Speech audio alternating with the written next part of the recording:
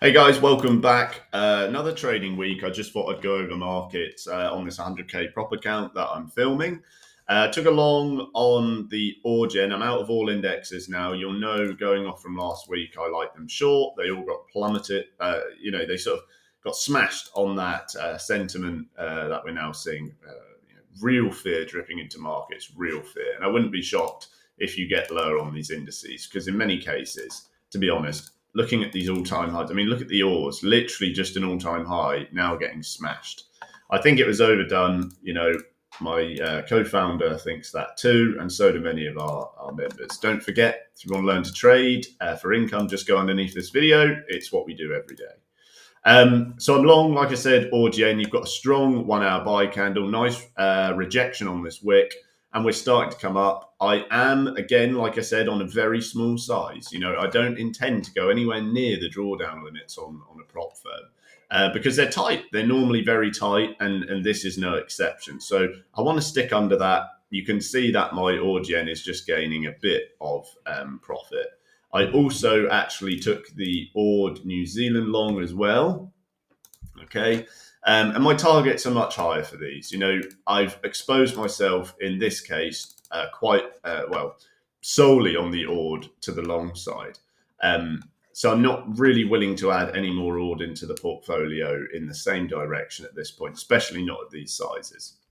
You can see I've got a half size on Ord Yen, and then I've gone for double that size plus a bit more, so almost 3 times that size on Ord New Zealand. Reason why I've done that is because the risk, I would say, in the Ord New Zealand is much lower than it is on the Ord Yen. I think the probability of success at this point is much better. If you look at, we can actually change all this because someone did ask me why it looks like this. The reason why I've got my background unchanged from the standard is because I usually analyze markets on TradingView and then I just take the entries on here. It saves me messing about really. But since since everyone's watching this visually, I will just change it now. The background I'll have as white. The foreground, just leave for a minute because we may need to change the lines for that. Bull candle, let's start with bar up. Bar up, believe that. We don't want forest green, we want green. Bar down, then we want red. See, there's so many shades of red you can choose from for some reason. Whether anyone actually cares whether it's red or orange red, I don't know. Bull candle, green. Bear candle, red again, if we can find it. Not interested in line graph. Volumes we don't need. Okay. So we just put them as white and probably get rid of them in a minute. So it looks like that for now. And then what we want is to get rid of the grid. And now we've just got a naked chart, pretty much. That's just how it is at the moment. And it does help you a lot reviewing things. But I mean, personally for me, if I'm going to draw an uptrend, let's say I want to look at this as a long, okay, because we're uptrending in this time period.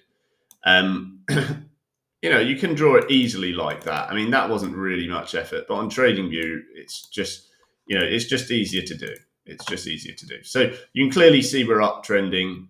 We've got a dip down. Whether you make it here or not, it remains to be seen, really, I would say.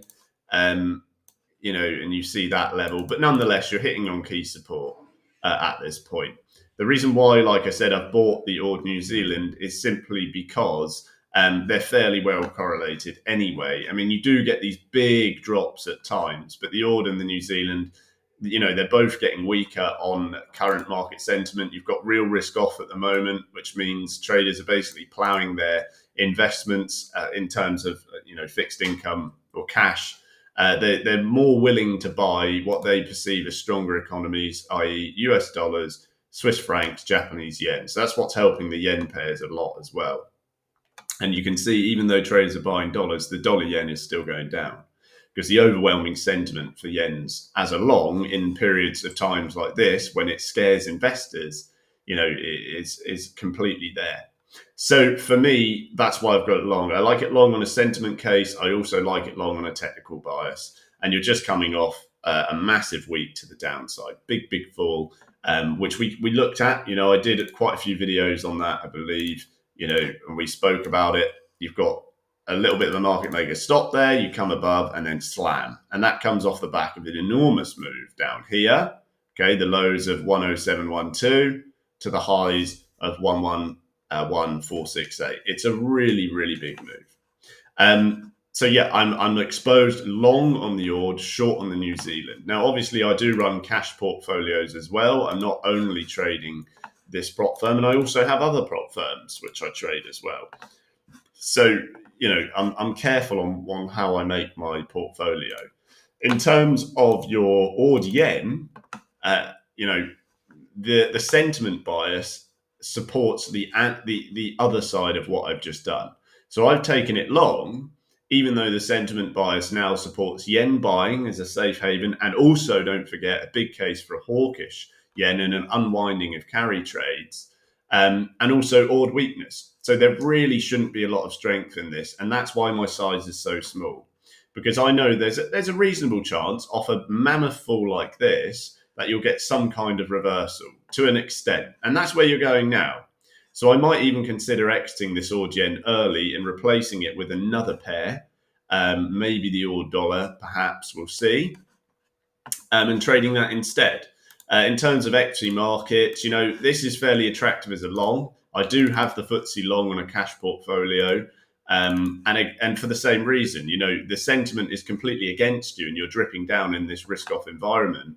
But nonetheless, I would still expect a bounce at some point, because if you look at AUD yen, for example, on your monthly, you can see when it's fallen before, except for the financial crisis, which was, that was an exception. If you look at this fall here, you can see it does have big retracements before it falls each time. It never falls in one line unless you've got absolute carnage. Now, I don't think we're there yet. This was more extreme, the financial crisis. Might get worse, we don't know. But I would expect there's a reasonable chance you will get a reasonable pop here, and I'll be able to exit the gains. And at that point, I'll probably, I'll either reshort it or I'll just add another pair in. But you can see at this point, price going away. I could put a in the money stop loss, so I mitigate my risk essentially over about 91.88. I may do that, because then if price dips back, okay, I'm not going to be shut out of the order, and if it just keeps extending, I can further lock in gains. So my approach really, when I'm dealing with prop funds like this, 100k, is I don't want to take on massive risks. I want light sizes. I want to proportion my risk for the asset I'm trading, and I want to be very careful. It's not about saying, okay, I've got 100 grand now, I'm going to add absolutely everything I can. I'm going to long the FTSE, long the AUD. The AUD's 200. I'm going to long the AUD yen, and I'm going to buy the AUD New Zealand. Okay, it's not really like that. And in a risk-off environment, you'll probably get AUD weakness anyway, and equity weakness too. So you're not doing yourself any favors. You're really hiking up your inherent risk. So for me at this point, that's where I really would like to go. Like I said, if we bring up something like the AUD dollar, you've got big rejection there, which is great. If you go on your weekly, you can see that's a really good area. I may consider buying this on a dip. Okay, I might like this long, and I think I'll probably shut the AUD yen out instead. Again, that is against sentiment, so my size is going to be light. But this is really, really strong rejection. And you can see beforehand you had the same thing before you propelled to the upside, and the case really flips. But in this particular risk-on environment, again, buying the AUD dollar is going to be the opposite of what the sentiment drive is likely to be. Should the risk-off case continue, it just comes off the back of US data, NFP, and ISM. And big misses in tech earnings. It's all what is feeding this negative outlook. And essentially, I think traders and investors and all news outlets are just basically saying that it was overdone. The run was overdone for tech stocks. They shouldn't be as high as they were.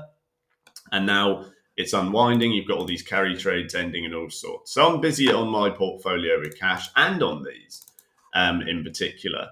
And you have to be if you want to trade correctly. So if it's not Old New Zealand, I could consider something else. I've got a pop up on the pound dollar here. Okay, within this steeper uptrend. May not be ideal. I'm not too keen on that sort of setup. Dollar CAD. Well, we know where the CAD is heading because you've got a quick easing cycle out of Canada, but it's going to be largely now risk off environments that are going to judge this. You can see on your dollar CAD a big pop up into this sideways movement you've seen for a long time. Okay, so this may be short, or it may be ideal short, especially if you start to get rates dropping in the US, but you are getting dollar buying as a safe haven at the same time.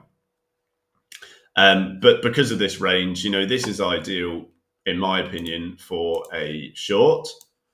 And I think that might be the next one I take because that'll allow me to diversify a bit.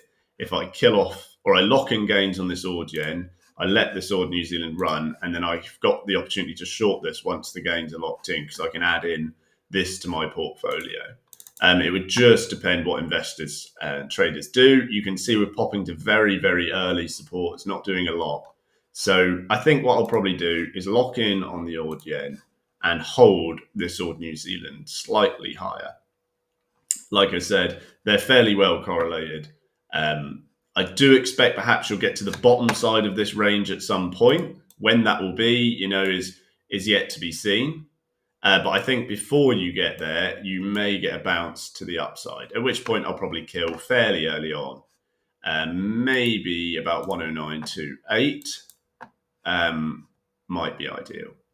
So a little bit of a market run over and a bit of a view of this account. I'll just keep taking gains and trading it as we go, and we'll see where we get. Thanks for watching, guys. Don't forget, if you want to learn to trade underneath, the link is there. We teach every day live on Zoom, and no one's left behind.